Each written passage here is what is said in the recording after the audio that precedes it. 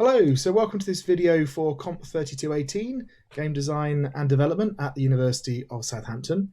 My name's Dave Millard, I'm one of the lecturers on the course, and I'm here with... Tom Blount, I also lecture on the course. Brilliant. We've asked the students to make a game around narrative. Tom, do you want to say a little bit more about what we've asked them to do? Yeah, this is the second coursework, and we've asked them to create a small game prototype again, this time based on one of 3 fairy tales that demonstrates some interesting storytelling techniques. Awesome. Okay, so I think, is this our first game up? This is our first game, yes. Dreamscape. Dreamscape, so nice little atmospheric title screen. I really like the title screen, actually. I wonder, I think they did, I think they might have acknowledged some people. I hope they've properly cited their sources. Yeah. Alright, let's hit begin and see what happens. Very nice. I like the way that begin is positioned at the entrance to the maze. That's nice. Yeah. Okay. That's not a promising start. Oh, there we go. Oh. I don't know if you can make that out, but there is some text at the bottom. It says, "What is going on? Is this a dream?" Going on? Yeah, I can just about see that. I can't move or oh no, there's a little arrow just here to carry on with the text. What is that? I should check it out. Okay. So we're in a room with a very dark ceiling and some fog, and what I can only describe as a thing. Sort of like glowing lava bees? Glowing lava bees, indeed. E. Oh, and the letter E. I think we should press E. Go for it. Wait, I remember this place. This is the night it all started. Oh, okay. Blimey. Alright. I have to stop him. Let's go and stop him. So, we did say they need to make this out of one of 3 fairy tales.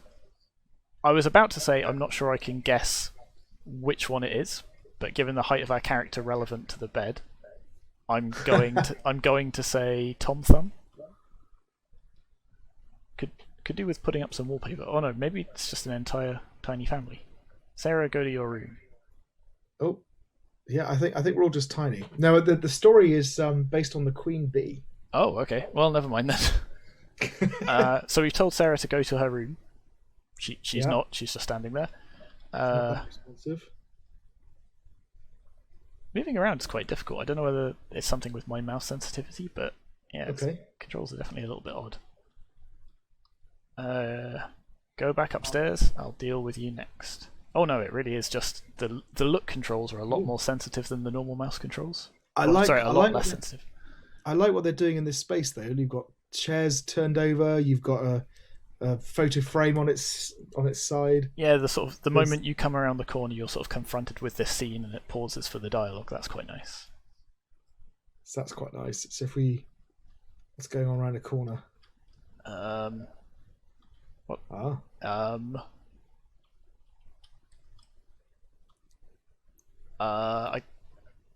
Should we go over to it? We could see what happens. I definitely feel quite sure. I guess we're supposed to be a child. Yeah. I can't get any closer than this. I just stop. Oh, I can press E. Oh, pick up knife, pick up phone. Quickly, Dave. Quickly. Pick up phone.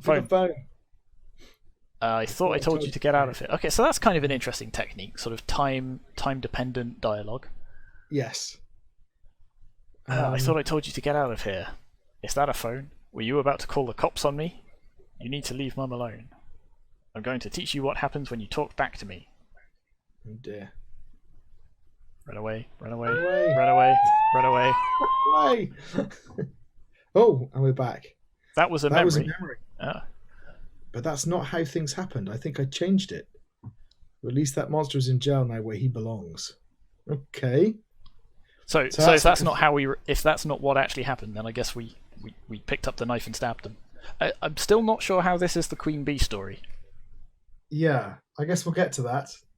All right. So this is obviously like our dream space. We've got a terror bar now. And those things are... Putting myself in danger must be filling it up. I don't think I want to find out what happens. Some of the fog has cleared up. Maybe if I experience more memories, I can wake up. Okay. So nice little use of visual So there's another memory. Donk. Ah, Got Bert and Chad. They used to put me and my sister through hell. I can't say I'm too happy to see them. okay. So this is nice. There's like a whole bunch of disturbed childhood memories that they're going through. We're a lot bigger than Bert and Chad.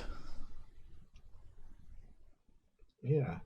What's up, loser? I told you not to walk by my locker anymore. But your locker is next to mine. That's your problem. I have an idea. This time I'll let you off the hook. Your sister will pay for your mistake. What should I do now? Are we going to have another timed choice? Look around. Go warn Sarah. Go Warner. Yes. Dun dun dun dun dun. Oi, leave my sister alone. Listen, stupid, if you don't walk away, I will hurt you. Stand up to Chad or abandon our sister. Stand up to Chad. Abandon our sister is in... Ow, ow. Okay, that punch really hurt, and terror's gone up. Oh. But what are the consequences of that choice, other than our terror bar going up? So I presume that when we get to the final scene, we will find out. Detective, Ooh, it's okay, you are in a safe place. I don't feel in a safe place. Yeah, it's a very comforting room, isn't it? You can tell me what you saw. Everyone sees something, it might be the smallest thing. Even the smallest thing, but even the smallest things help. There we go. If you tell me, I will protect you in the future. I am already skeptical of this. Okay. I guess we just press E to continue story. Yeah. I can't walk around? Okay, so it's a shame there's a bit more, not a bit more interactive to do in the space, but Cooperate or stay quiet? we got no reason to stay quiet. Nope, I'm staying quiet. I want to see what happens. But that's the thing. Yeah, what is our motivation for either talking to this guy or not talking to? We don't know what's happened. We don't know why we should or shouldn't be cooperating with the police. So I didn't see anything. Are you sure? Yes, because that's like there could be a million reasons why we're talking to this guy, right? Yes. Like, did Bert or Chad hurt our sister, or did we stab our father? They are. I would have very different reactions to talking to this guy. Yeah. Alright, just so you know, I won't be able to help you in any future prosecutions now. That's not his job, but okay. I don't know if I did the right thing by not telling him about... But we don't know what we saw. At least the terror level is the same. So it looks like we're encountering these stories, and we've got... What it feels like is that they're giving us like positive or heroic choices in the memories. But we've only got 4 times that we can do that before our terror level hits. So that's it. Basically, there's 4 memories, and each... Like, the good option makes your terror level go up by 25% in all of them. So yeah, there we go. That was the one time we don't do something good, I guess. Yeah.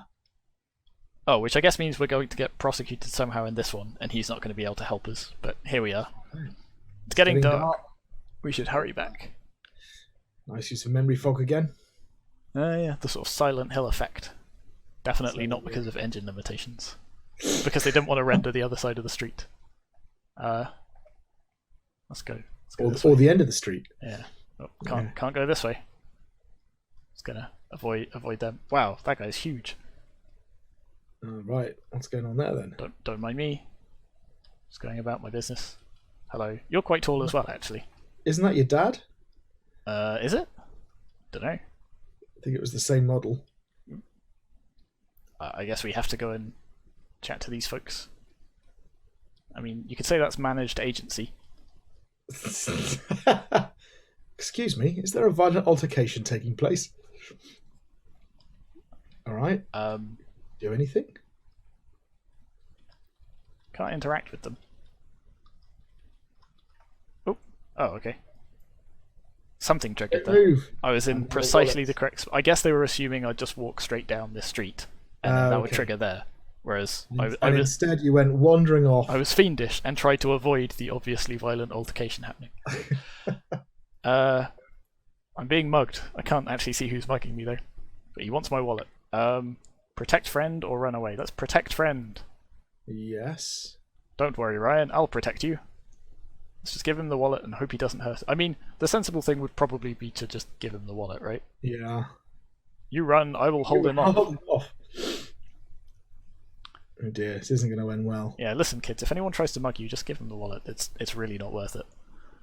I lost my entire monthly allowance. But at least Ryan's alright. That's alright, though. Okay. Wait a minute. Well, I remember seeing my father on the... Oh, there you go, it was. there was him. Fog is all gone, this must be the end. Ding. Okay. I knew I recognised you. I recognised you. What are you doing here? What am I doing here? Like you have to ask. I came to finish what I started all those years ago. It is about time you rats pay for the time I served. You won't do anything, I'll make sure you go back to the hole you crawled from. I called the cops, you should run while you can. I guess Sarah's here as well, but I can't see Sarah. Yeah. Fight back or give up? Let's fight back, I guess. Oh, I should have... Ow. I got punched again. I managed to do some good in this journey. I should have just clicked give up just to see if that was just instant game over. Yeah. Okay. Okay. The end. The end. Oh, it's a bit abrupt. So no real resolution or...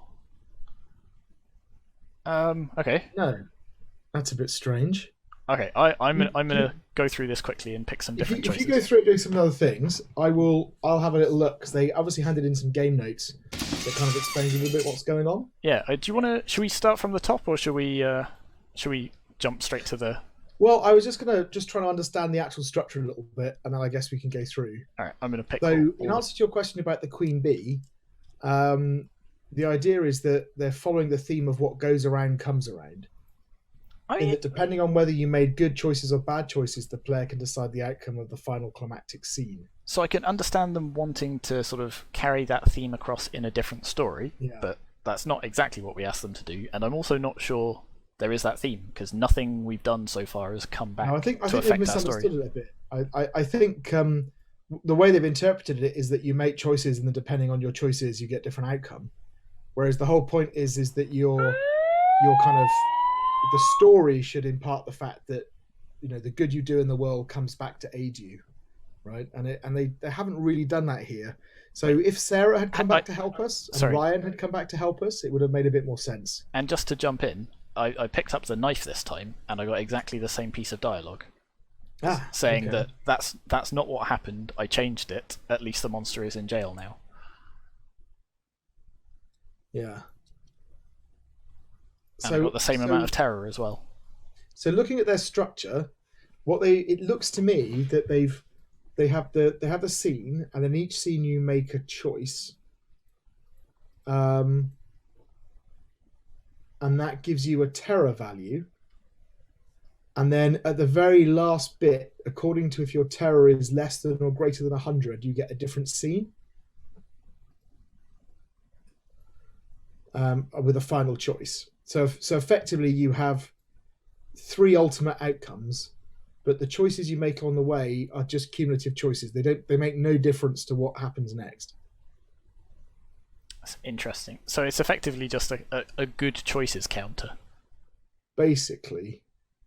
Yeah, it just feels like this bit particularly feels super disjointed. Like the previous, like sort of following on from the high school bullying thing, you're protecting your sister just like you were in the first bit as well. But then this comes out of nowhere. Yeah. So also the thing that happens at the end is if your terror is greater or less than 100 is the measure.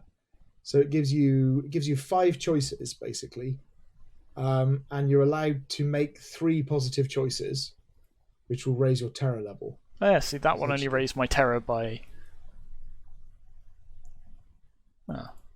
Oh yeah, 40%.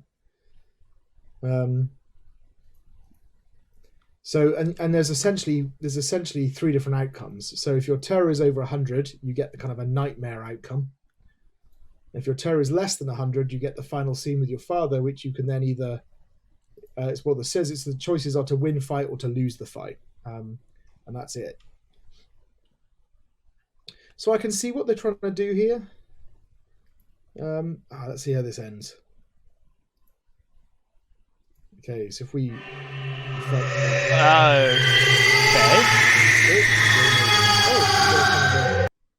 Okay.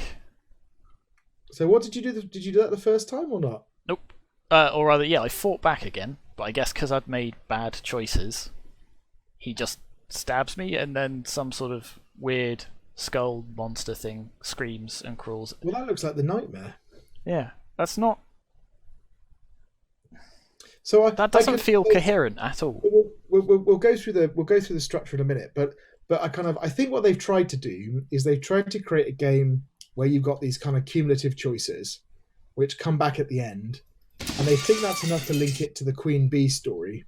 But it's not really, because the Queen Bee story is about the good you put into the world then comes back to help you, so right? Which is different than your choices having consequences. And they've also tried to top and tail it, so you start with a kind of flashback scene with your father, and then you go through these memories, and it takes you up to a current day scene. So I like narratively what they've tried to do, but I'm just not quite sure that it works. Mainly because you're not really sure about what your choices are doing as you go through. Yeah. There's also, it's got to be said, not a huge amount of gameplay. No. Oh, so I guess the green choices are stuff that doesn't give you terror, and red is stuff that does give you terror.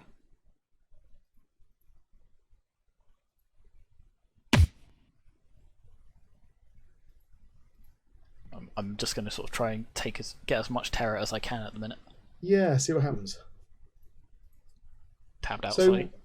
So one of the things it says is one of the scenes an additional puzzle has been implemented, which the player can find by choosing to explore the environment instead of proceeding with the narrative. Oh, okay. This puzzle allows you to control the terror bar and help decide the narrative of that scene. It doesn't say which one. I'm assuming it's the only one where you can choose to look around rather than going and warning your sister. That model. Okay. Terror bar is full, oh no. Okay. And then just... So that's the nightmare ending. Just, yeah. Okay, let's go through this, because we've got a number of kind of criteria. So how do you think about the presentation? So kind of key information, graphics, use of audio, that kind of stuff. So we've got these, slightly barren environments, but if you're going for a sort of weird dream sequence kind of thing where you only remember like the salient points and everything else is kind of foggy, then as an aesthetic that kind of works. Yeah, it's consistent. And they've got some nice effects going on. They've tried to convey the state of the dream using the fog. And the sort of audio, you've got the sort of key moments of like the glass smashing, being punched in the face. Like all of those have audio cues. Like maybe it'd be nice if there was like an undercurrent of background or atmospheric sound or music. Yeah. But they have tried to include some sound. So we've got this timer that's pretty. So presentation satisfactory would be key information is shown, consistent graphics, some audio, and it feels like that to me. It feels like it's at the kind of satisfactory level. Yeah, I think so. Gameplay. So this is to do with the mechanics, and this is what you were saying about the simplicity. So here, satisfactory would be a set of mechanics and usable controls that lead to some meaningful play. Whereas good would be a set of complementary mechanics, smooth usable controls. Here's that secret puzzle they were talking about. Here we go. Can you decipher this puzzle? In the question mark. So what can you even click on? So we can type them in. You have to type in the numbers. Yeah, so one of them's going to be 3 and one of them's going to be 8. Is it? So one of them's going to be 3, one of them's going to be 8, and we've got 3 attempts.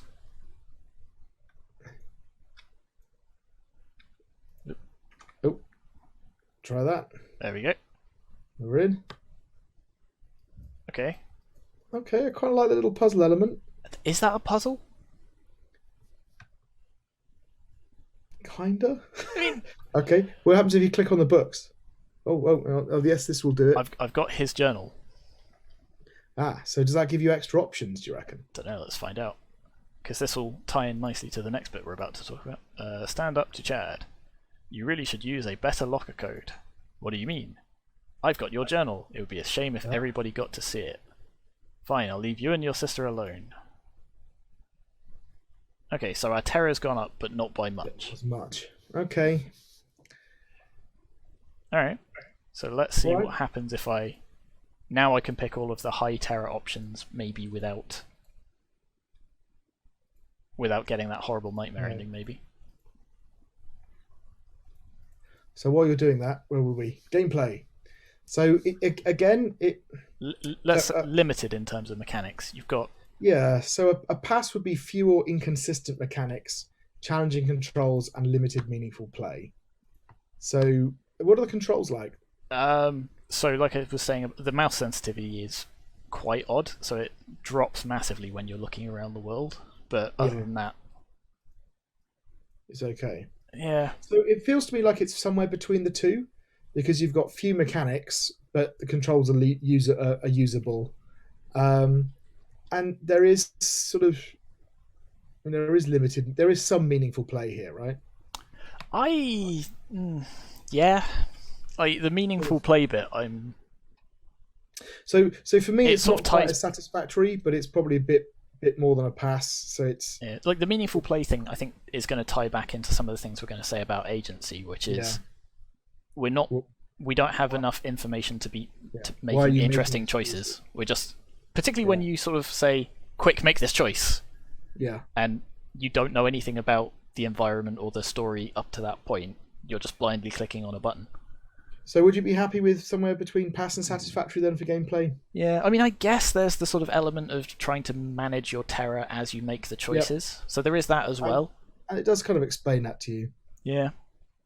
And the last bit of the quality bit was bugs. What have we seen in terms of bugs?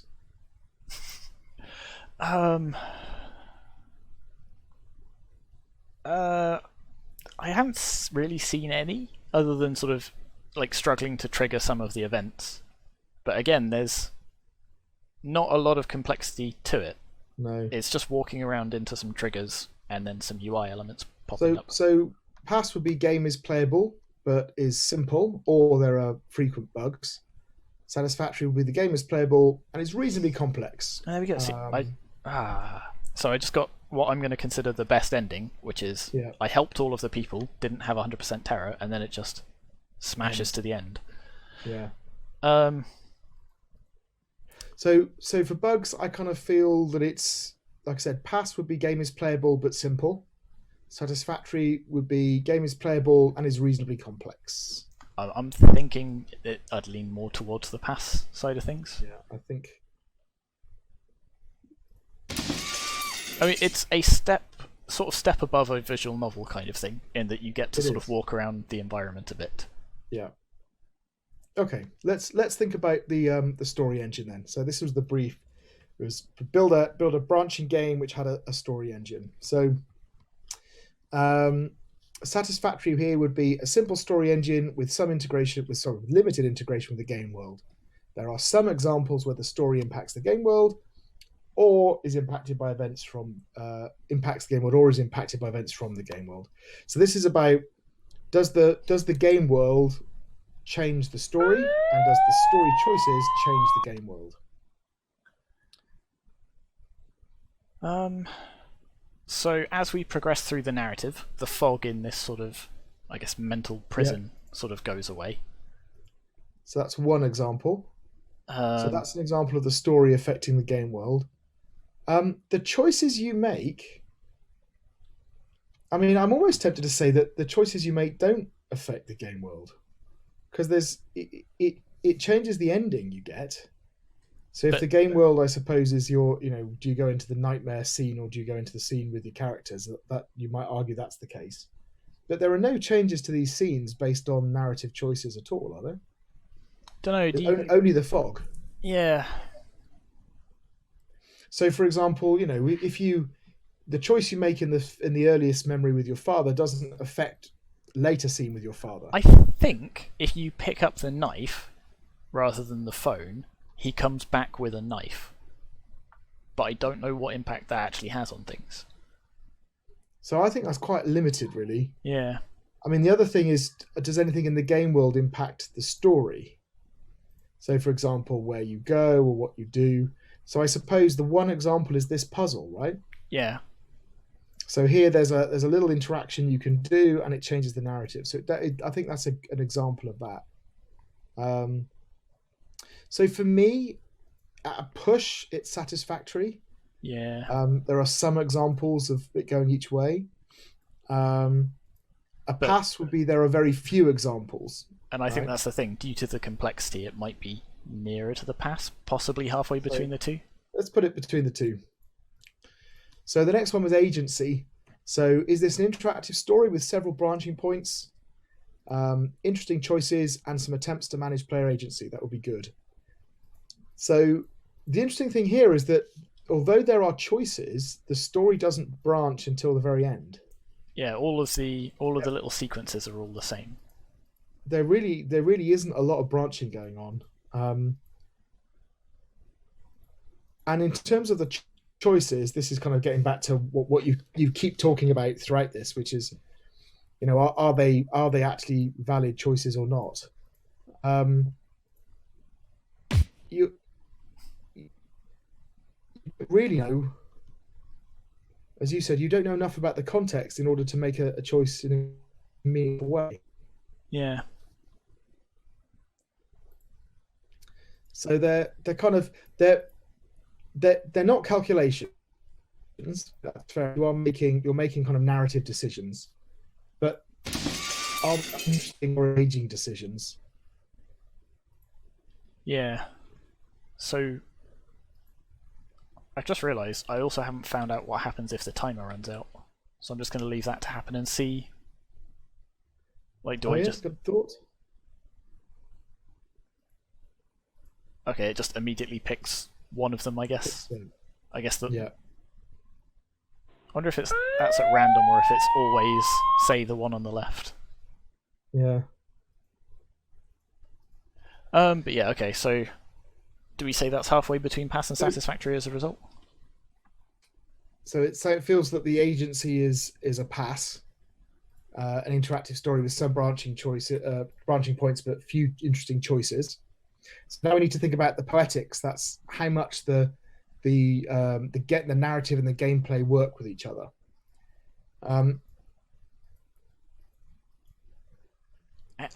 Yeah.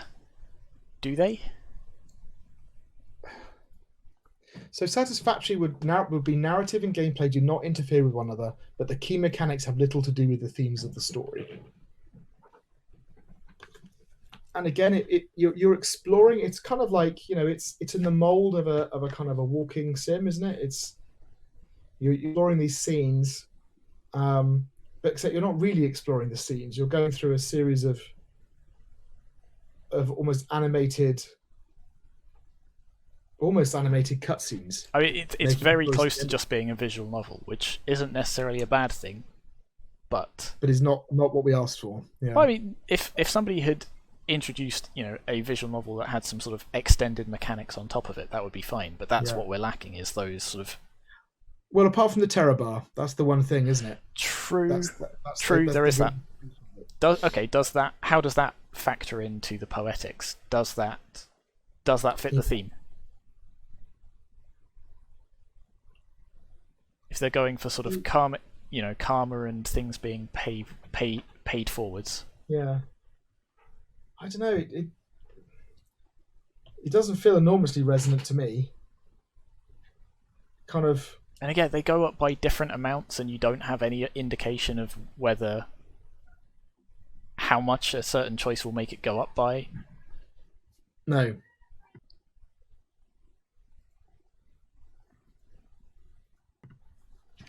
So, if we were to look at the past level, would be the narrative and the gameplay have some conflicts. Some of the mechanics go against the themes of the story. I don't think they're in conflict. They're just not doing very much, really. Satisfactory would be that they don't interfere with one another, but the key mechanics have little to do with the themes of the story. Yeah, it's interesting because it's sort of whether it's the theme they're going for or whether it's the theme we've interpreted from it. Because if you're going for a sort of almost a psychological horror, sort of sifting through the fragments of somebody's memory, then that is quite thematic. But again, if you're trying to sort of say, well, this is the story of the Queen Bee because it's all about people coming back to help you in future, then no, not really. No. Yeah. So okay, yeah, there's definitely something buggy with this collision. There we go. So in this case, I kind of feel that it's probably somewhere between the two. Yeah, I think you're probably right. They're not really working together, but they're not in conflict. So techniques. So this is there some pacing? Is there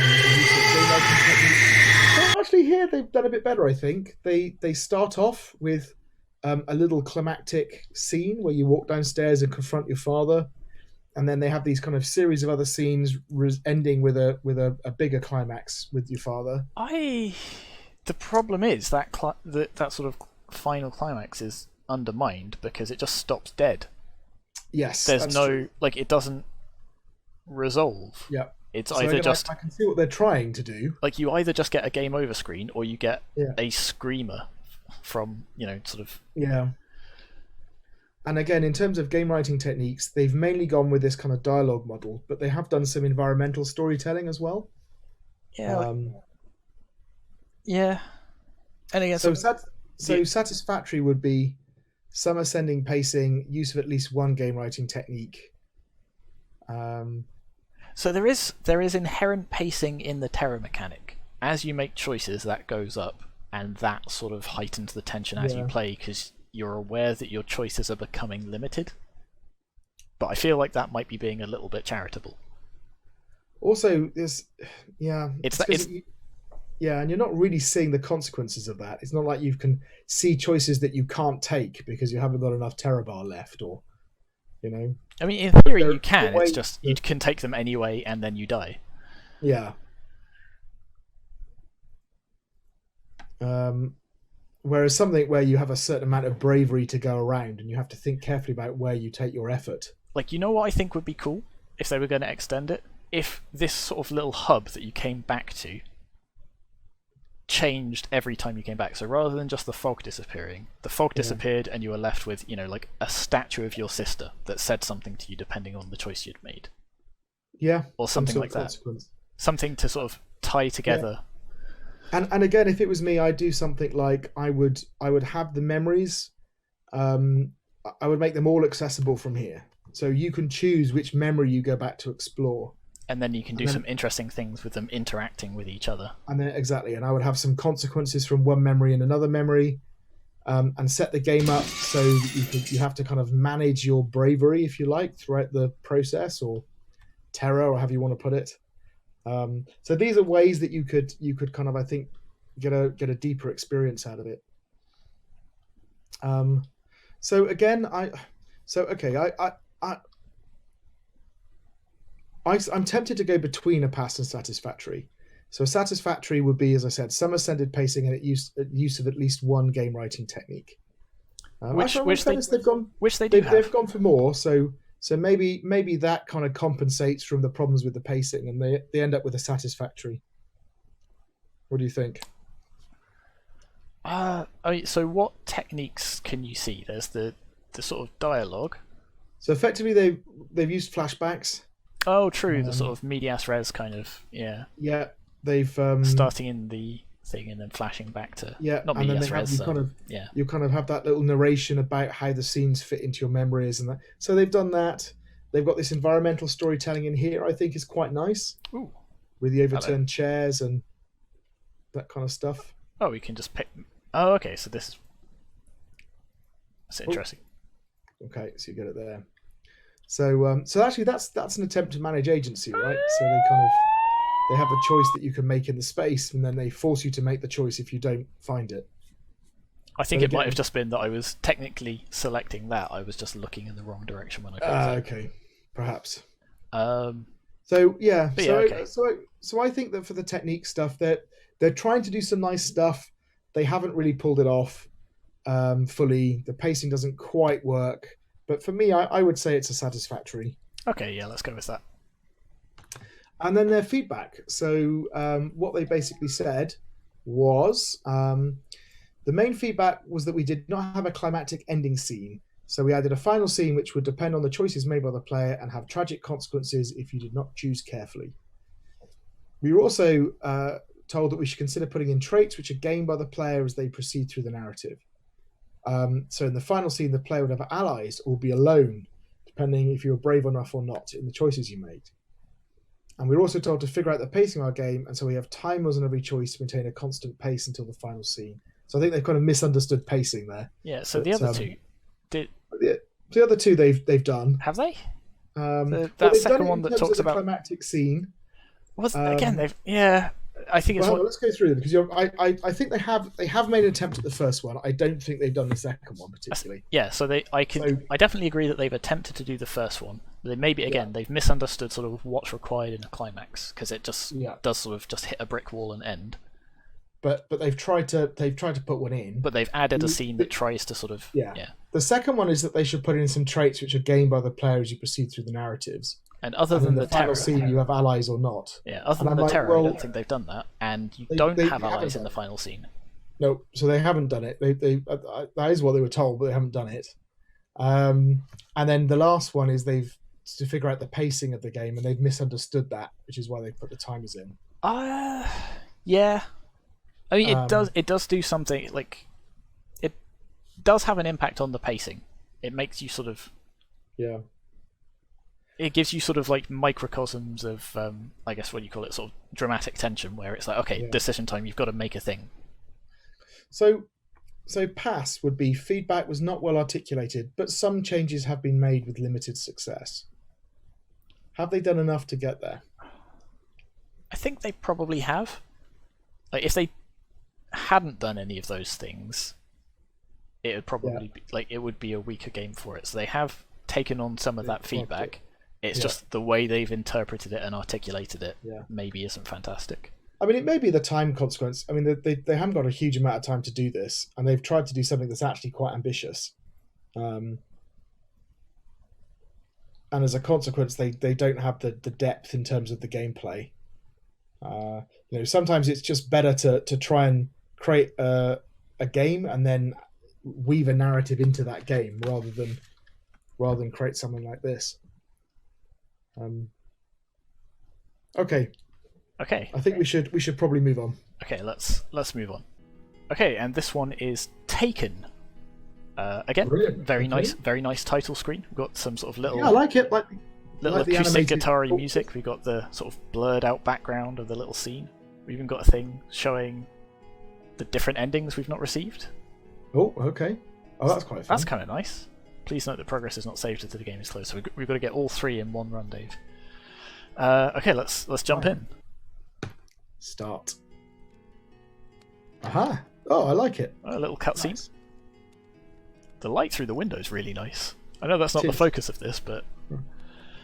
good morning. Snow White. I think we know which one this is. Ah, yes. Good morning. Did you have a good night last night? What am I doing here? Well... From the look of things, you and the other guards may have had a little too much to drink at the festival. I found you passed out near the barracks, so I brought you back here to rest. I can imagine being my personal bodyguard is hard, but you've got to take better care of yourself.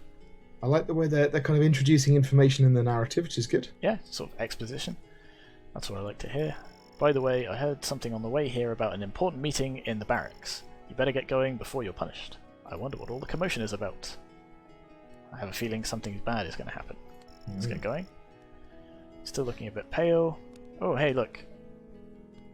They've included a tutorial. Lovely. Slightly fourth wall breaking. A and D to move left and right, space to jump, E to interact. Progress the story by interacting with characters and exploring the castle.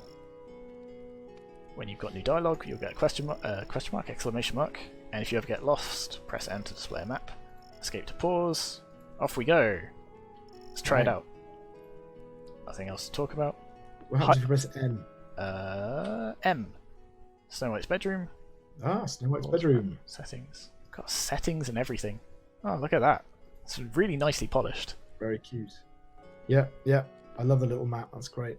Oh, the way that when you go into the menu, the music just ever so slightly mutes as well. Oh, it highlights all the interactable objects. That's really nice. That's very polished. I like that. Yeah, that is good, isn't it? Let's talk to the mother of the princess. Mother of the princess. Good morning, darling. Okay. Let's ignore the barracks. Ooh, this one's red. I should speak with the head guard before. So again, managing agency. That's kind of nice. Yeah. Oh, that looks like him. Guard. He's got an exclamation mark above his head. Let's go and chat to him. I want to see if the guards have different dialogue. They do. Very nice. Okay, so lots of little bits of interaction. Hello, head guard. You may be wondering why I've gathered you here today. We've been instructed by the king to double security for the next couple of days. This means you will be on duty around the clock. Something sinister is brewing. That's me. The king has summoned you specifically. You must visit him at once. It's hard to believe it's not related to all of this. Okay, let's go talk to the king. Whoosh. Okay, so that's probably that red door you saw before then? Yep. Let's talk to the nun on the way. Oh, thank you. Have a great day as well. Presumably the map would show us that as well. Yeah, main hall. So, okay. That presumably is the So that will be throne the throne. room. Go talk to the king. I'm just gonna run it down here. Yeah, so we can't go and. Yep. So they're using that kind of those barriers, which is good to control what you're doing. There's a lot of nuns in this castle. Yes. It's amazing what you can do when you have a nun asset. Let's talk to the queen. Getting too old for this. Thank goodness we've been waiting for you. Got an extremely important task for you. That sounds like a quest. The Queen and I were carrying out our royal duties this morning when we received an unidentified letter from an unknown source. The contents were most sinister. Read it for yourself.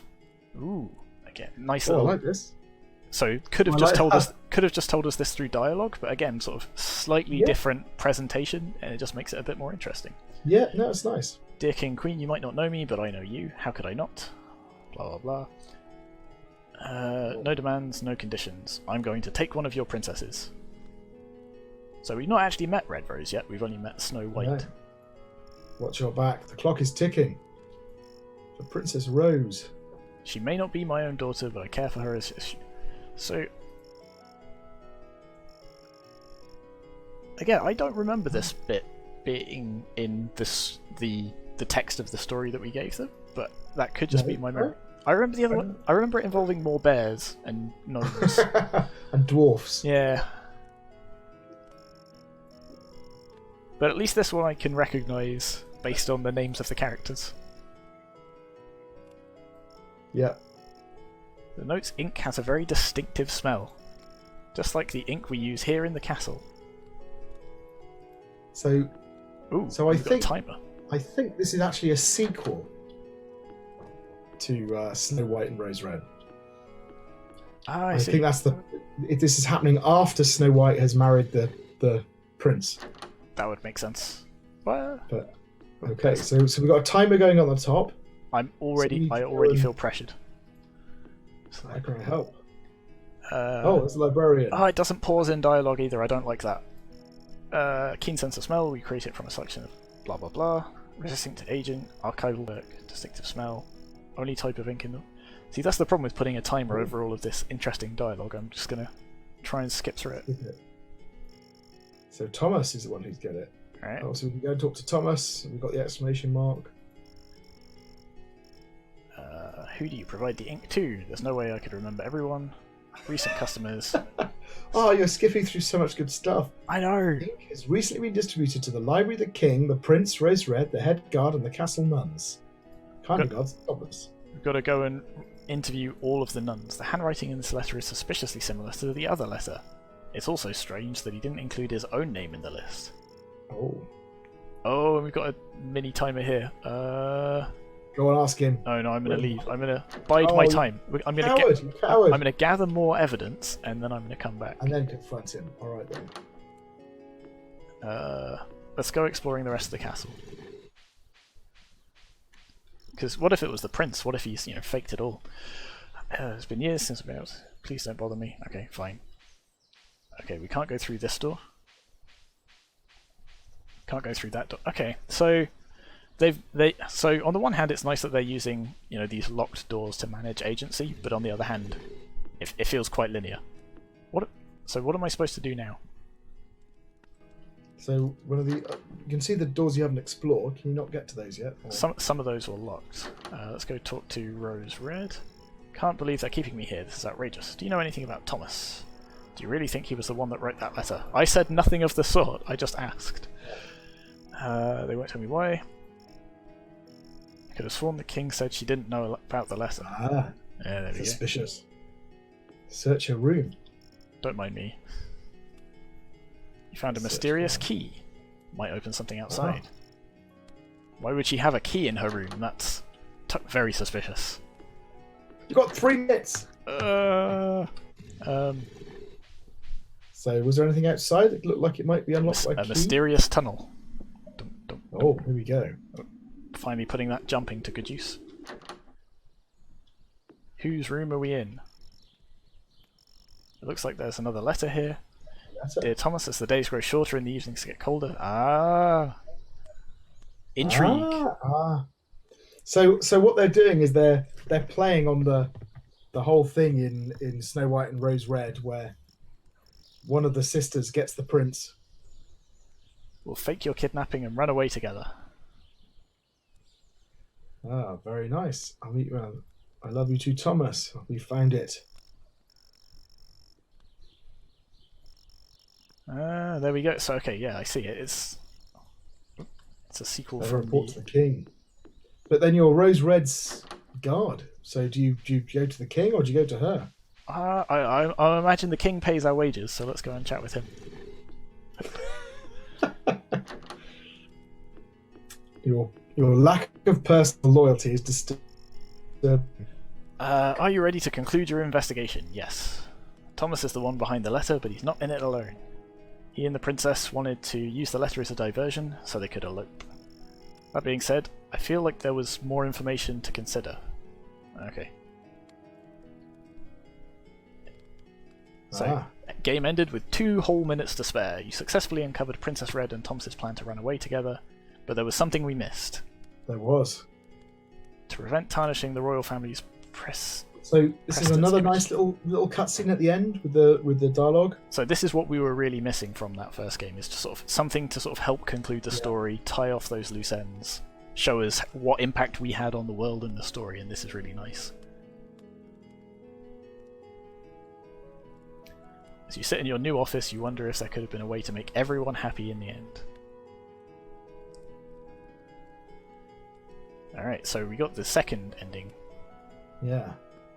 Alright, so while I go through this and try and find all of the endings, shall we start going through the mark scheme? Yeah. Okay. So the first thing up is presentation. So that's key information, graphics, and audio. So I mean, I think they've done a cracking job on certainly the graphics are really nice. They're consistent. They're simple and straightforward. The graphics are absolutely lovely. It's not just the use of assets; it's that the text and the dialogue boxes and everything fits. So really nicely done. And the information is really nice as well. The little exclamation marks, the highlights of the scene, the red around the doors. There's a lot of good stuff here. The fact that you can skip dialogue, so when you're doing it the second time and you're just trying to find the endings, you don't have to sit through as it all types out. And what do you think of the audio? Audio is really nice. So we've got a lovely sort of lilting, I'm going to say guitar, sort of in the background, and then sort of as you interact with items you get a little noise as well, and there's a little sound of the text going through, which is kind of nice. So I think we're up at the higher end for quality. So excellent would be key information is shown clearly, consistent appealing graphics, and good use of audio. It's definitely that. I think it's easily that. Do we think it's got novelty? Would be novel, novel yet clear ways of showing key information, consistent and thematically resonant graphics. I'd say that works actually. Excellent use of audio effects and music. It might well be. I mean, it's not that novel to have highlights around things and to have exclamation marks above characters you need to talk to, as anyone at Blizzard would let you know. But it kind of... So I'm not sure about the key information stuff, but there's a lot of variety about the information, and I think perhaps it deserves the prizeworthy for the... Or at least between prizeworthy and excellent for the graphics and audio. Yeah, I agree. Gameplay. So, good would be a set of complementary mechanics, smooth usable controls, and meaningful play. Excellent would be a wide set of mechanics, enjoyable and meaningful play. So, what do you think? So, mechanics-wise, it's what have we got? We've got, sort of moving and jumping and exploring the environment, a number of different areas. Is the jumping really used for much? Technically, it's used a bit in the sewers, but it's not really used a whole lot. But you can talk to people. You can interact with the environment. You've got some choices in dialogue, like do we confront Thomas now or do we wait? Yeah. Oh, we've got this mechanic as well that we don't really see elsewhere. Oh yes, which is also quite nice actually, the way they've timed that. So I would say that there is a set of complementary mechanics. I don't think it's particularly a wide set, but the controls are very usable, and I would say that it is enjoyable and meaningful play. It's quite fun to go through and explore this world. Yeah, there's also the sort of overall timer, so you're under a little bit of pressure as you go. So, so we're just talking about the mechanics, and I think to be excellent, it'd have to have a wide set of complementary mechanics. Well, maybe it is enough to go up there. There's a lot of things a lot of different bits going on, but it's certainly at least a good. It might be an excellent, maybe between the two. Yeah, depending on how much the mechanics are there. So, what do you think? Yeah, I think the key thing is that the mechanics that exist tie together nicely. Like, you don't want to just add extra mechanics for the sake of complexity. Yeah. So maybe we should give them the excellent, because it kind of is well integrated. And in terms of bugs, the game is playable, reasonably complex. There are no obvious bugs. That would be an excellent. Haven't spotted any bugs as we're going. Again, feels right to me. So let's talk about the story engine then. So this is about narrative choices affecting the world, and the world affecting the narrative choices, or the narrative story, I should say. So what have we got going on? We've got how does the narrative change the world? Well, it opens different doors, I suppose. Yep. It gives you access to different areas. Different dialogue actions on the... this is new. You've not talked to the princess's mother before, you? Yeah.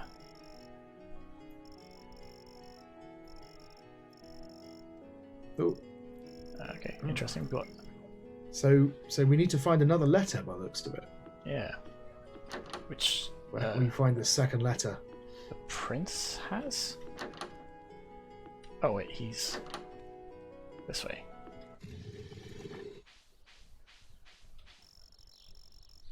Prince. Oh.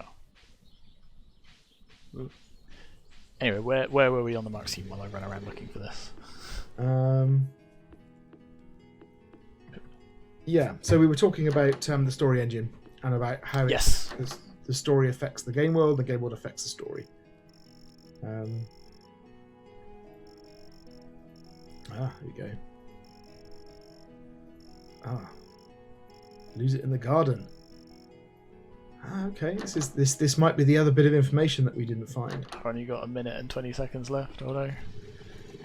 Quick, go and find the letter. The prince.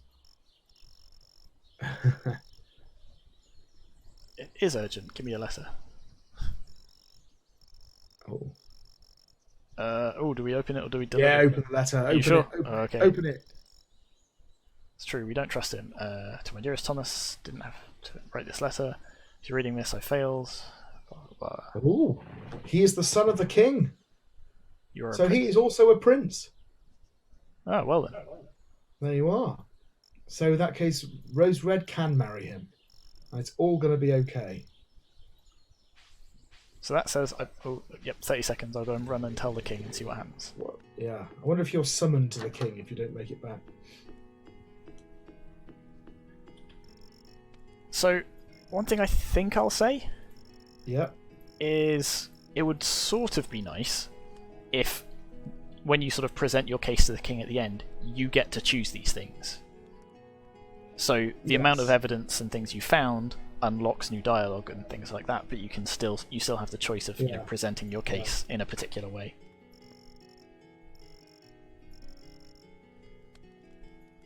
End the game. Okay.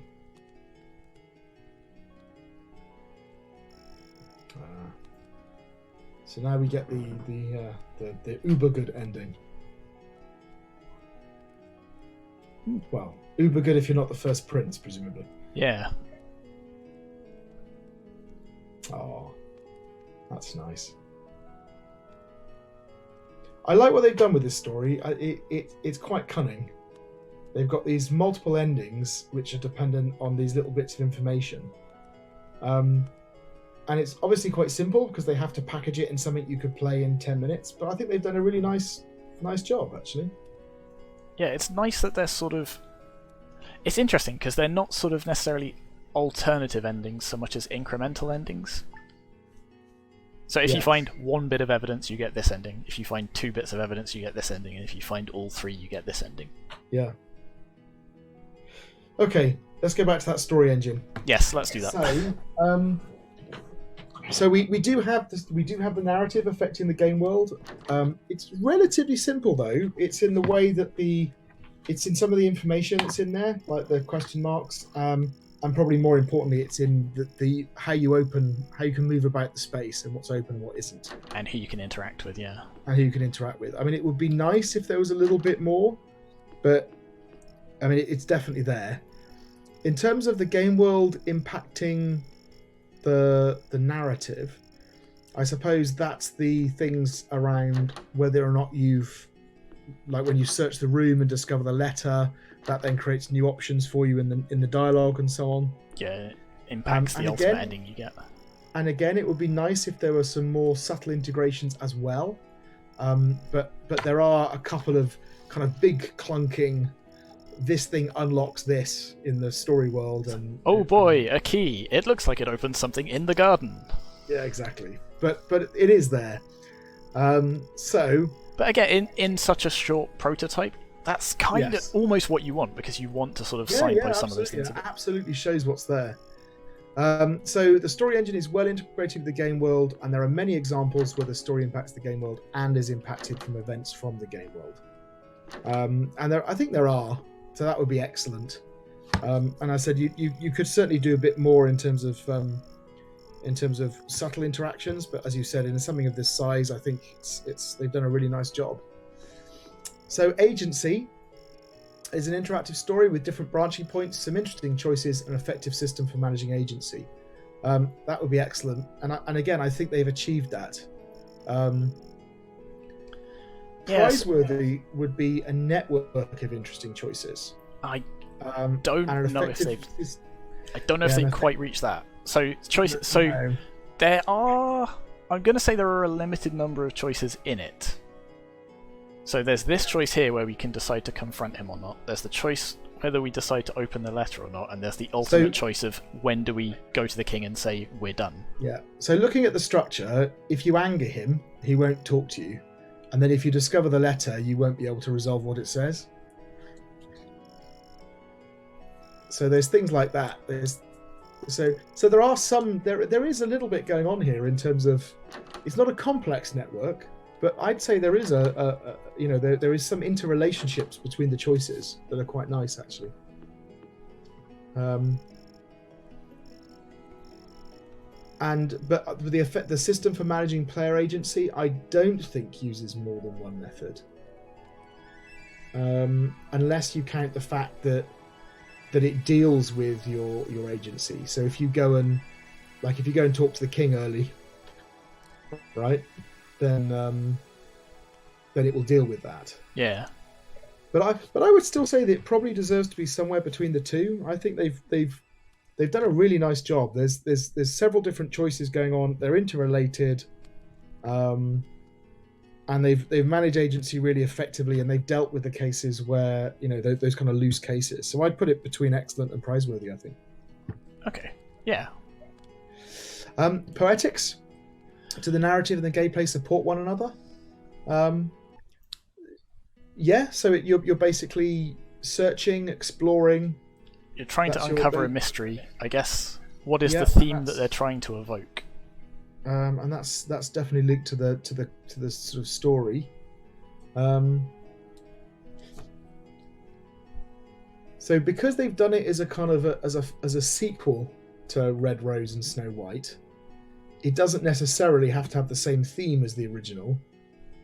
So in their little report that they handed in with this, did they talk about the theme that they were trying to evoke? I'm just having a look. No, not really. Oh, hang on. So in the feedback, don't judge a book by its cover, which we picked up from the original story. Okay, yeah. We weave this into our game in a variety of ways, for example, by purposely painting certain characters in a bad light in order to reveal their true intentions and motivations at a later point. Yeah. They sort of... So how is that brought across through the mechanics? So it's whether you confront people and make accusations, or whether you try and uncover evidence as to their true nature? Yeah. So I'm not sure if they've been enormously successful with that. I think that the narrative and the gameplay do work. I don't think it hinders it. But it works on the level of the kind of the mystery, right? Yeah. So the mechanics that you're finding clues, you're exploring, and the story is about unraveling a mystery. So from that respect, they complement each other just fine. And I guess the don't judge a book by its cover thing does apply to Thomas, but it doesn't really come across in the mechanics. So a good would be narrative and gameplay complement one another, and the key mechanics are in keeping with the themes of the story. So yep, I think that's fine. Excellent would be narrative and gameplay support one another as the mechanics emphasize the themes of the story.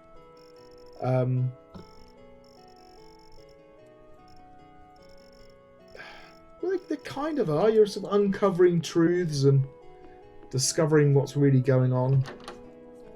Yeah, it's difficult to... New layers of information as new dialogue options are open to you with previous characters you've interacted with. And it is difficult to cram sort of lots of that into a prototype, but I'm not sure whether it reaches quite the full level of that. So maybe put it between the two. Yeah, I think so.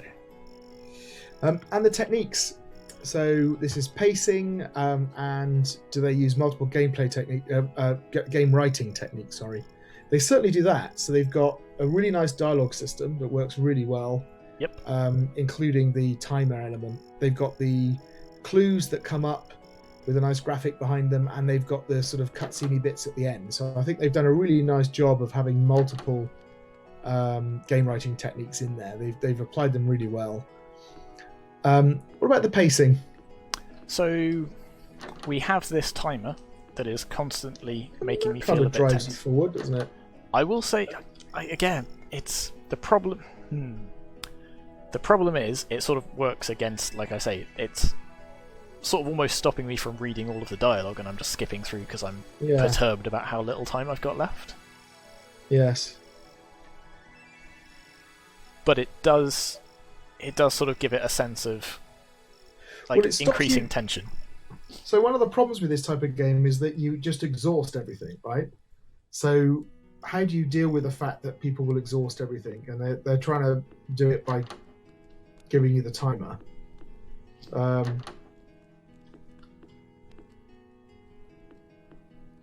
Yeah, I wonder if they could have found some other way to motivate people, but. And again, I'm not sure it necessarily has... Okay, so it does have the climax where everything is sort of pulled together and you sort of lay out your case in front of the king. I think it would have more weight if you had to pick sort of the options or the way you presented it, even if... Yeah, I agree. Because actually the end bit is more of a denouement rather than anything else, right? Yeah, so...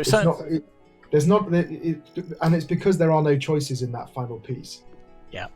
So you don't have a climactic encounter where you make your last critical decisions based on if the king just said, far. what do you think we should do? Yeah. Although I do like I do really like the epilogue afterwards that sort of sums up. Yeah, it's very nice. I mean, but for me, that's all about the game writing technique. So I think in terms of setting out the environments, in terms of the dialogue and the cutscenes and all that kind of stuff, I think it's really nice. I mean, that is excellent. That's at the excellent stage. The pacing, I would say, is more the good. An ascending pacing with a clear sort of final peak. But like I said, it doesn't sort of have multiple things. Well, unless you say the revelations. Yeah, so as you go with the kind of points. So this is kind of an interesting example of a branch point, but not agency. So yes. Because I spoke to him before I could prove that this letter was important, I don't get to progress there. Yeah, so that's sort of problematic.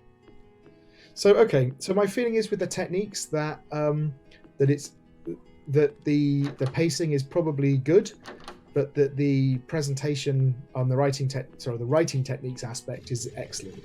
So I would put it halfway between the two, I think. Okie dokie, and that brings us to feedback.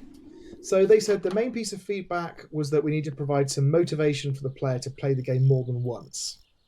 And this was particularly important for us since our game was designed to make better endings easier on consecutive runs. Which is interesting, actually. Yeah. But I guess because you know in advance what the stuff is. So we created a new ending screen on the main menu which shows how many endings you've experienced so far and how many are missing. And we worked on the game's dialogue to make it sure where there was room for improvement, which does come through. And we put a lot of thought into creating an interesting story which was satisfying to engage with and which would benefit from multiple playthroughs. Yeah, and I think that actually worked for us because we got what we thought was a good ending, and then we were motivated to go back and get the better ending. The better ending, the stuff that we'd missed. And they also said another piece of feedback was to try and maintain some of the themes of the original story. So this is the whole don't judge book by its cover, by painting certain characters in a bad light in order to reveal their true intentions. I kind of feel that they've been less successful with that. That's interesting. So I have the letter, but I can't give it to him because I didn't open it. Yeah. Maybe I shouldn't push him. Okay, so it sounds well articulated. Yeah. Yeah, I think so. So excellent would be feedback was clearly articulated, interpreted, and reasonable changes have been successfully made. I think that's true of the first one, the first point they make. It's less true of the second one. Yeah, I mean I guess they've sort of worked it into the narrative, but not necessarily the mechanics. Yeah. And I think if they were already going for a sort of, like mystery type thing, then it was kind of already in the narrative anyway. Yeah. But still, I would still be tempted to put it down. So, just based on the first one, I think you could justify it. Feedback was clearly articulated, interpreted, and reasonable changes have been successfully made. I think that's perfectly reasonable. I think so. Okay, so I think that's the end of it. So, and another ending. So I really like that. A really nice game, really well put together, nice little story, really nicely polished. Yeah. Nicely polished, really good job. Yeah, excellent. All right. Okay, let's move on. And our next game is The Queen Bee. So I think we can guess which story this is based off of. Yeah, I was going to say, it's no mystery. All right, let's jump in. Hey, we've got a little text tutorial. So at least they've got something. Yep, they've told us what controls we need at least, which is good. So even if they've forgotten all that we taught them in the tutorial one, but at least we know the controls. Click on a button for a choice. Good advice. I choose to start game. Okay. Oh, there we go. Okie dokie. So we are three dwarves. So are you controlling the first one, and then the other two just following along? I mean, I suppose arguably I'm controlling all of them, but yeah, I think I'm mainly the first one. I'm just looking at the way they sort of move on this terrain. Looks a bit odd. Like they either float above it or sink below it. So I assume their position is basically directly tied to the primary dwarf. Yeah. Okay, so it looks like we've got some spikes here. That jump feels very odd. Right, okay. It's quite a cool effect, I have to say. Yeah, like the idea of having the sort of 3 characters is kind of neat. It's like having a sort of a dwarven caterpillar. Dwarven centipede. Now that's something entirely different. Yeah, the jump feels oddly inconsistent. Like, I go higher if I'm standing still, but if I'm moving, you go sort of further, but lower. Yeah. Or just sometimes you don't get quite enough height. So, okay. Okay, made it. Alright, so far, not a lot in the way of narrative. Also, No. This is going to be a tricky jump. So before we started this, we had a quick look at their story plan that they handed in with the game. And it's extremely complex, and now I'm worried that I'm not going to make this jump and we're not going to see any of it. Oh, yeah. Oh, okay. That was a big jump. How did I do that?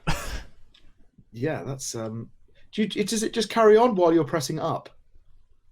I'm not pressing up, I'm pressing space to jump. So you just carry on jumping while you're pressing space? I don't know, I'm trying sort of just tapping it or holding it down just to see if that has an effect. And I really can't figure out how I'm controlling the different jump heights.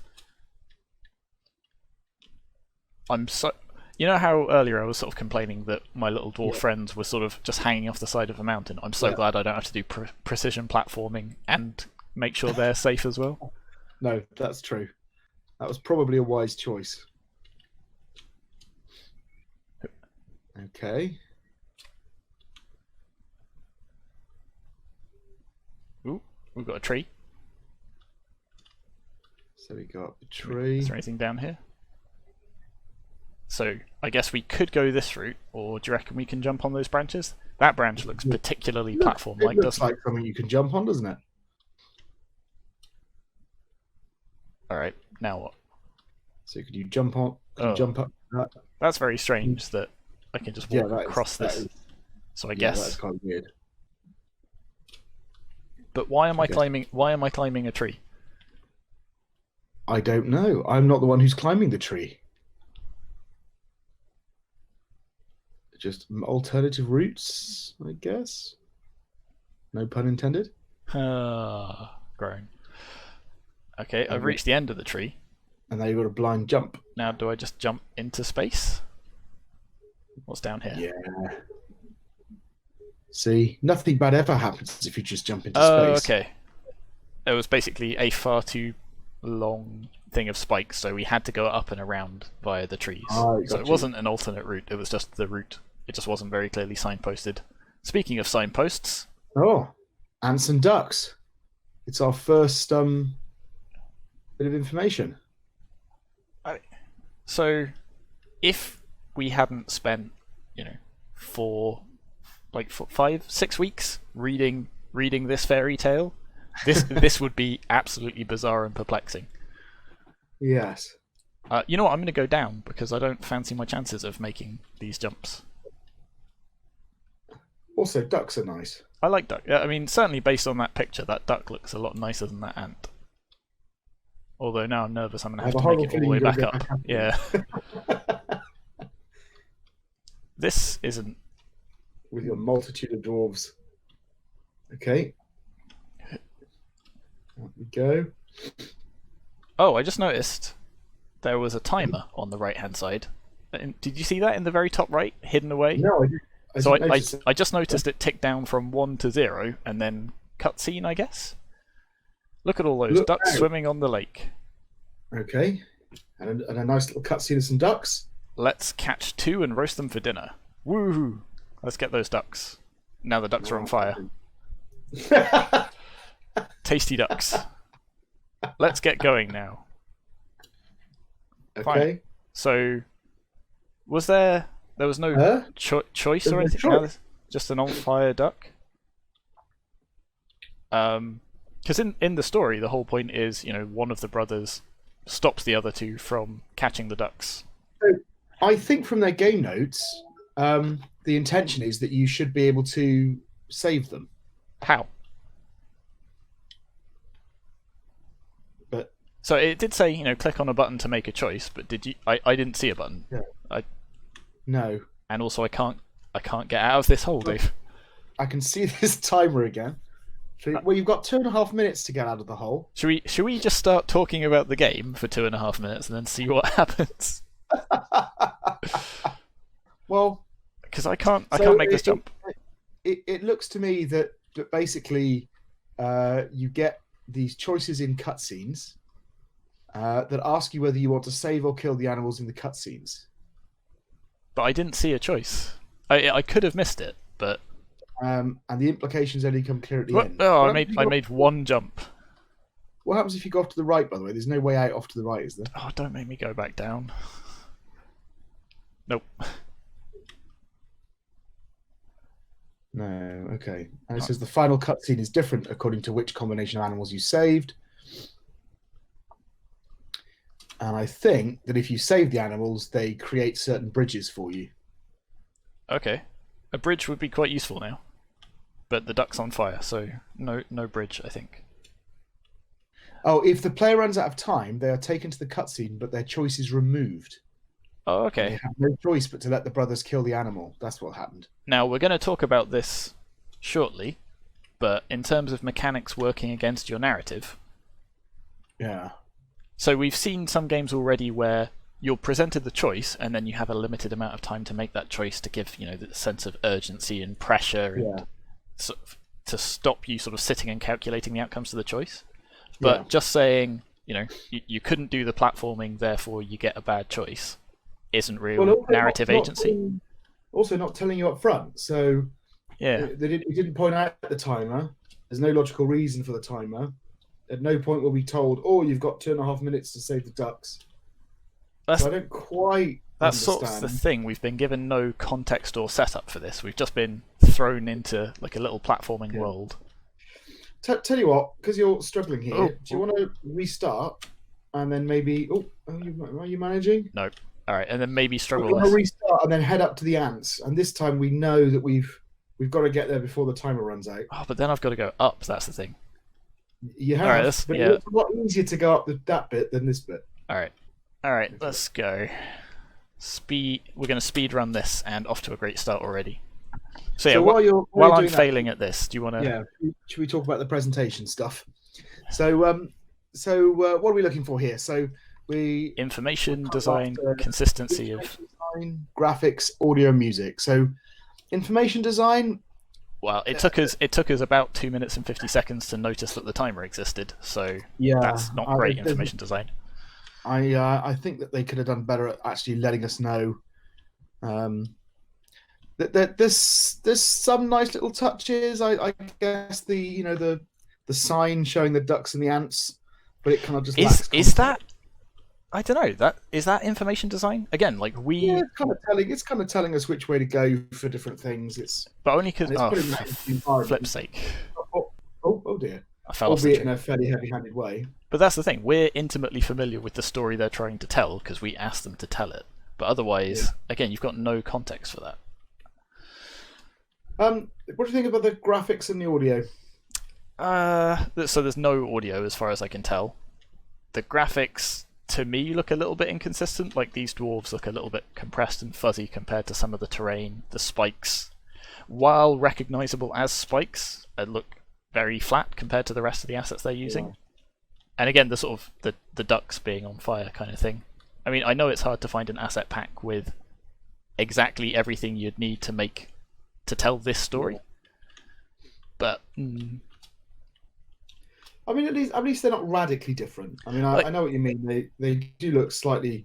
The dwarves in particular look fuzzy, don't they? So that's it. So I mean, again, the sort of mashup of aesthetics isn't fantastic, but that's not my biggest issue with it. My biggest issue is definitely the information design. So a pass would be some attempt at information design, consistent but poorly chosen graphics, and some poorly chosen audio. and poor would be insufficient, or information design is not sufficient, serious inconsistencies with the graphics, absent or poorly chosen audio. So I would say that the graphics are probably at least at a pass level. There is no audio though, and the information design. I mean, I think there is some attempt at information design. They've got a timer. They've got some things. There's an attempt. It's just again not well signposted enough. I'd be tempted to put that at either a pass or between a poor and a pass. What do you think? Yeah. Halfway between the two. Yeah. Do I jump down this blind gap? No. I have a suspicion that we'll be punished for jumping down blind gaps. well, we've got no choice now. So I'm going to sort of count this under the information design as well, right? See, we were supposed to go down that one, and now I've got to jump all the way back up this in 40 seconds. And but that's a duck. I thought you went. Did you not go with the ants this time? I thought the duck would be easier because I wouldn't have to go up as much. So you tried the duck again. But now I'm stuck down here. Now you're stuck. So speaking of this, gameplay. Yeah, gameplay. So I mean, this is the kind of set of mechanics and the controls and meaningful play. What do you think of the controls? Because you're struggling. The jump is entirely inconsistent. If I stand here and jump, I have no control over the height at which I'm jumping. There must be something that controls it. And also, I can't reach that platform. And there we go. So we get that. Now we're back down here again. With the far duck. All right, let me try. Okay. Let me try that again while we keep going, and we'll see if I can actually get to a choice. Did it move you to a different level then? It moved. Yeah, or I think it moved me to the spot where I accidentally fell down instead of going down that blind jump. Okay. So yeah, the controls are like the jump in particular is very difficult to use. The rest of the movement controls are, fine. What mechanics are there? So you've got spikes, you've got platforms and jumping, you've got the interaction with the dialogue, although we haven't actually seen a choice yet. But we've got the timer that leaps you to a. And the timer. See, look at. And is it meaningful play? I know you're struggling to actually engage with it in the way that you want to. Yeah, I think that's otherwise, yes, it would be meaningful play. It would be a fairly simple platformer, but fairly simple platformers are meaningful play. But I'm fighting the controls to do it. So a pass is fewer inconsistent mechanics, challenging controls, and limited meaningful play. I think challenging controls and limited meaningful play is probably where we are. And there aren't that many mechanics, really. Yeah. So for me, it probably is a pass. Yeah, I think so. Bugs. I know sort of obvious bugs, other than again the jump being perhaps poorly balanced. Yeah. So here, then, it's really down to the simplicity. Yeah. So pass would be game is playable but simple. Satisfactory game is playable but reasonably complex. And again, we've seen from the notes they handed in that in theory, the story engine at least behind it is complex. Yes. But we can't expose any of that. No, I don't think we've actually not managed to make a single choice yet, have we? So I think again this is probably a pass. The game is playable but simple. I mean, like currently the spot I'm at the minute, not actually playable because I can't get up this jump. What to do with you clashing with the wall, is it, or something? I don't know, because this seems. See, that time I could make it. It's something to do with Unity's collisions. Possibly, it might just be like whether they've put the jump into like the physics update or the frame update or something like that. Like I'm actually kind of using Unity's janky collisions to throw myself up the wall. Yes. Anyway. So the next one is story engine. it's actually quite hard to tell. The problem is we've seen no evidence of there being a story engine. And I know So- that's partly down to me struggling to control this, but also the way they've designed the game. Like, we've got 30 seconds to get to this choice, and I'm once again stuck, unable to make a jump. Yeah. So I'm not sure what we do in this situation. Because I will give them the benefit of the doubt and assume there is a story engine at play here, but if we can't see it, I'm not sure how we can mark it. Yeah. So also that looks like a very long jump on the other side of this one as well. It does, doesn't it? Like, and if they'd put and I'm gonna run out of time. And then no choices. So no choice. Well, let's carry on and see what happens. Alright, let's see if I can get out here. So I think this is a new level. No, this is the one we got stuck at last time, but yeah, it's I don't know if it is actually. we've definitely been teleported to a new area. So they've put the flaming duck there as a sort of symbol of our choice. Oh my life! Are you ever going to get out of there? See, I have no idea what I did differently there.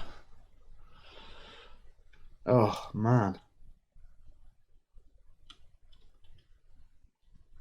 Is it something to do with if I stop moving in midair? So I presume there's no double jump. There's no. Certainly doesn't seem to be. What happens if you jump straight up before you move?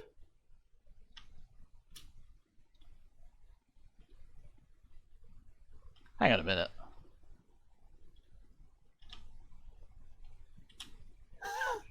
Whoa! It almost feels like if I do some like practice jumps, I start jumping higher.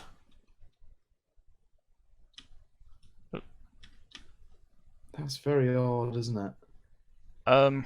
So yeah, what are your thoughts on how we do this? Because we shouldn't get bogged down. Yeah. So I'm also kind of. It's a shame they didn't do anything with the other two dwarfs that are following you round. Yeah, they're like it's a nice touch, sort of. Yeah. Again, sort of arguably narratively, but also we're not told anything about them. No. So really, they don't mechanically do anything. No.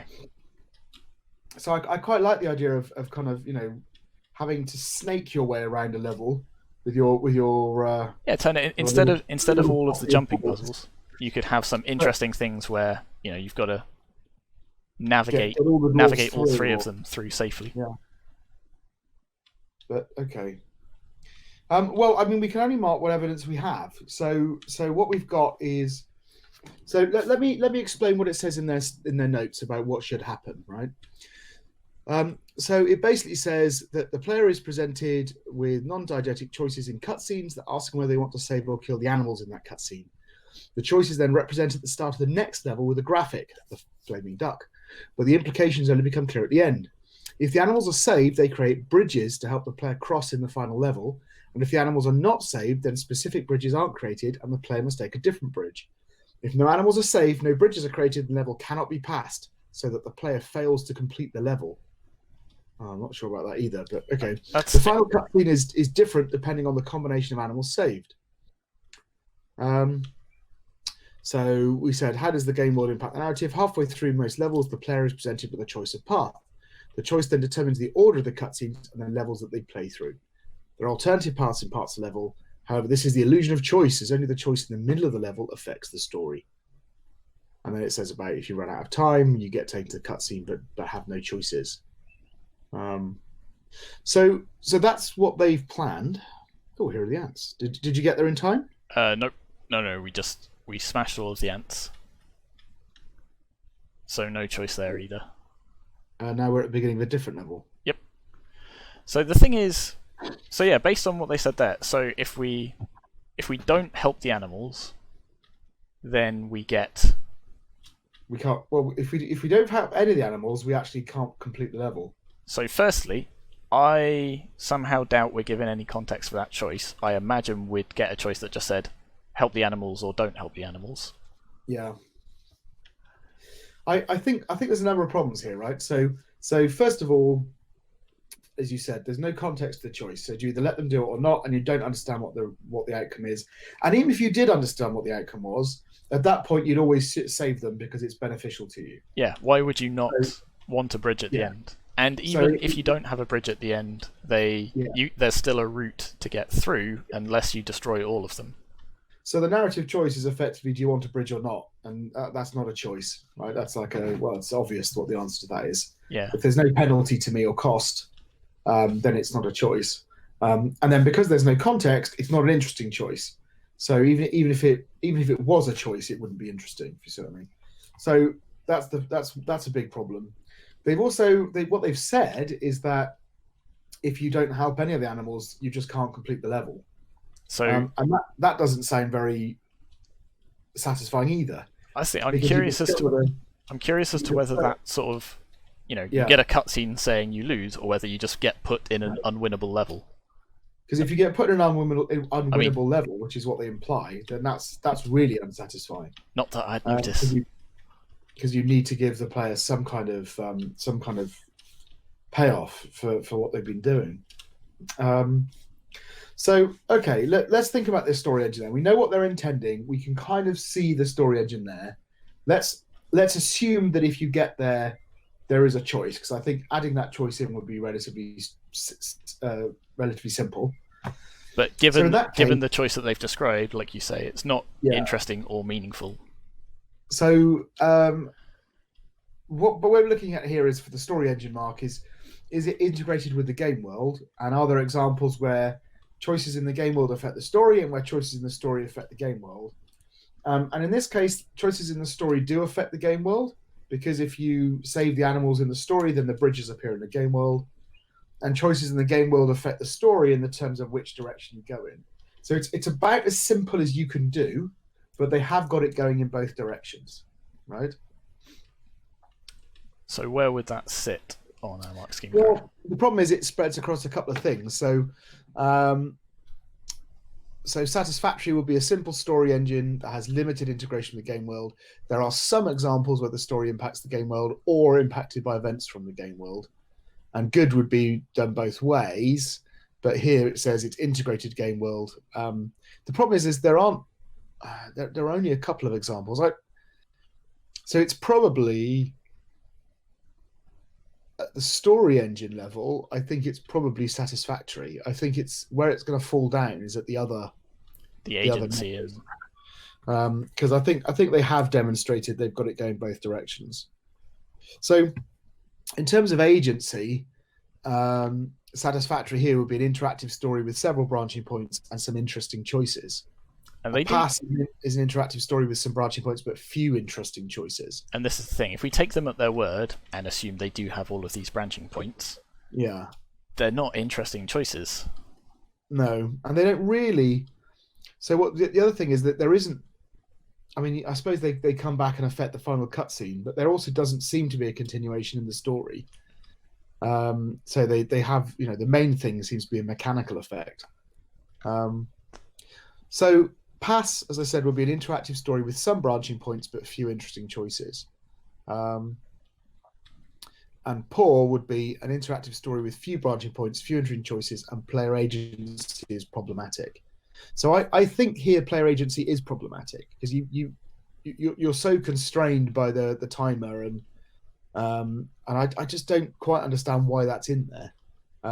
Other than it's perhaps to force us to progress through the story because we're doing a let's play. So I think player agency is problematic. So I think that bit is actually a poor. Few interesting choices is that's poor pass. I do think they have an interactive story with some branching points, so that's a pass. So for me, it's probably, I would say, between a poor and a pass, maybe. Between a poor and a pass, probably. What about the poetics? So this is that are the narrative and the gameplay, are they working together? Are they neutral? What's going on? I think the timer is problematic. Yes, it doesn't really. It's hindering our enjoyment of the story. I mean, if they had some thematic reason for why we're in such a rush, maybe, but they don't. So the jumping around, and have you actually found something? Yep, I've made it to the castle. Aha. Before. Okay. Oh. So this is a sort of a like-for-like telling of the Queen Bee story. We have to go and find all of the pearls in the forest. Yeah. But we killed the ants, so they won't help us. The key to the princess' bedchamber be fished up out of the lake. But we killed the ducks, so they can't help us. Okay. So now we've got to go and lift the curse, but we don't have any of the bridges, so we're not going to be able to complete this level. No, let's see what it tells us. Oh, for a minute there, I thought you were going to fall to your doom.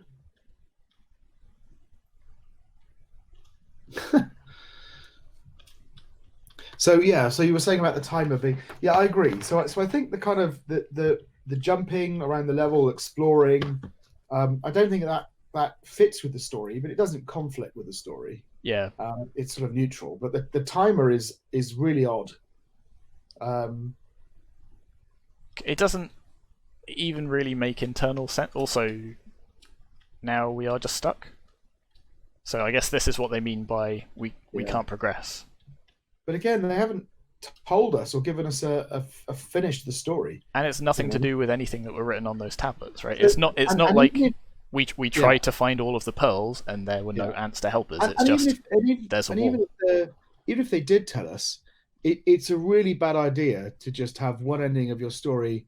Oh, you didn't do it, so the story now ends halfway through the experience, right?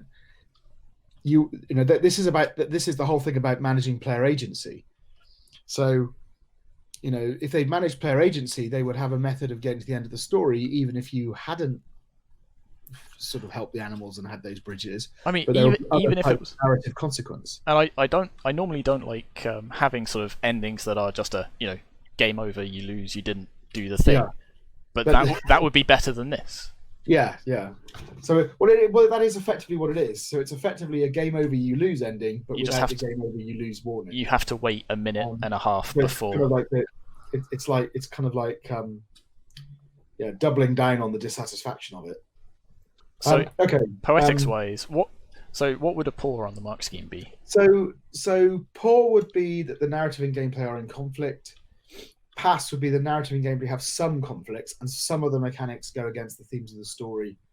I think we're in poor territory because of the timer, because of this just brick wall at the end that doesn't fit with the reason that they've given that we're going to fail the narrative. The gameplay sort of reason for failing is totally different. So the key mechanics are opposed to the themes of the story. Yeah,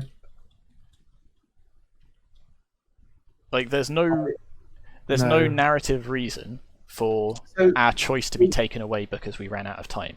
It's not like we're in a rush and we arrived too late.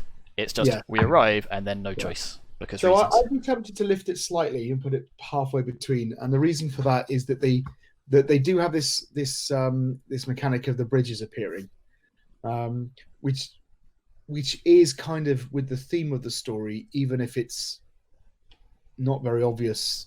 If why the duck bridges appeared, basically. I think I disagree. So why is that? I don't know what narrative relevance that would have. Well, you think because it's so arbitrary? Like if they had changed the narrative they were telling to say, you must cross these 3 chasms, but nobody has ever been able to do it, and then there were bridges. Sure, but because they stuck so literally to the text that they were given of the story. Yeah. Then there's no relationship between the narrative and the mechanics. No. Okay, you're right. I think that's reasonable. So in terms of techniques, so this is pacing, the use of more than one game writing technique. What do we think? So overall, I think the pacing is a little flat. There is not an escalation in terms of mechanics. There is the timer, which does lead to a sense of increasing urgency as you progress through the level. So you get these kind of stages with the animals, don't you? But they're not. But the climax with the animals aren't really climaxes, right? Yeah, and then you just go back to doing the same thing as before. What about the way in which they tell the story? So they've got the dialogue, they've got the signage, I guess. on the castle? Yes. I mean, I know I'm sort of. I think part of the problem. Oh, slight bug there, I guess, where the camera wasn't stopped following me. So let me tell you what pass is, because my feeling is it's about that. So pass is pacing is unclear or flat. They're a partially successful attempt to use at least one game writing technique. Yeah, that's basically nail on the head for me. I mean, part of it is that's where it is, right? So, okay, and then feedback. So this is what they said for feedback. In the feedback session, we discussed what should happen if you fail a level. As it's a race to the end, if you run out of time, you lose. So we discussed removing your choice, and as described earlier in the resulting cutscene, your choice is removed. We also discussed having the player's choices to save or kill animals affect the player's chances in the final level. So we added the bridges that only appear. So that was something they did, which is good. We also added the choice of path in the levels in order to integrate some of the choices with the gameplay. So that's when they put the choices into the choice of which way do you go. But that's... Okay, so they have taken the feedback on board and they've tried to do something with it. Yeah. Certainly. And in fairness, I think that has improved their marks elsewhere, because that's essentially why they've got a good mark for the story engine here. Yeah, if they didn't have those things, then... So essentially what we did is we told them to sort out the story engine. They've done it, and they've done it in the simplest way they can, but it does work, right? You have choices in the level, and decisions you make in the story do then affect the game. But for example, that choice between do you want to go and visit the ants or visit the ducks is meaningless, because it doesn't matter which direction you go. Yeah. So it's the simplest thing they could possibly do. Dave, I got a choice. Oh, look at all those ducks swimming on the lake. Let's catch them and roast them for dinner. Should I let them eat them or save the ducks? Okay. Where's your choice? Save or kill. Yeah. And so it is exactly what we assumed. There's no real context for it, no real idea of the consequences, and no real reason to let them kill them or save them. I'm intrigued when they're talking about the feedback. They say that they had a discussion about what should happen if you fail a level, and we discussed removing your choice. And I'm not sure that has worked. Yeah. I think maybe what they've done is that they've wanted to have some because they've wanted it to be a race to the end game, which isn't necessarily the best mesh for a sort of narrative focused game. No. But they've wanted it to have a narrative consequence. Yeah. Which I can kind of get behind. It's just that they don't give a narrative reasoning for the narrative consequence. I think what they've misunderstood is that if you one of the consequence should be that you have a different set of choices. So the consequence should be that the really positive choice shouldn't be available to you at the end, right? So you just get the neutral or the medium choice almost. Because you get other choices which enable you to, that's managing agency, whereas they've interpreted that as removing all choice. But right? which is bad. Even I could get behind if there was narrative justification for it. So if we weren't being followed by these two other sprites, and it was just the one dwarf, and then we arrived there, and it was like, oh no, my brothers have already done this thing, and I wasn't fast enough. Yeah. Suddenly that would make sense. So feedback is satisfactory. Feedback was articulated, and some changes have been made with partial success. And a pass is feedback was not well articulated, but some changes have been made with limited success. So I think we're in the kind of pass territory. Yeah, possibly like a sliver above it, because they've taken the feedback on board and it has improved their game, but they haven't necessarily incorporated it. Let's say it's halfway between the two. Yeah. All right. So again, I can kind of see what they were trying to do, but the real problem here is that agency and the fact that your choices have no context, and that's the real problem, right? Okay, I think that's our last game for this batch. It is, yep. So we'll see you in the next video. All right, bye-bye.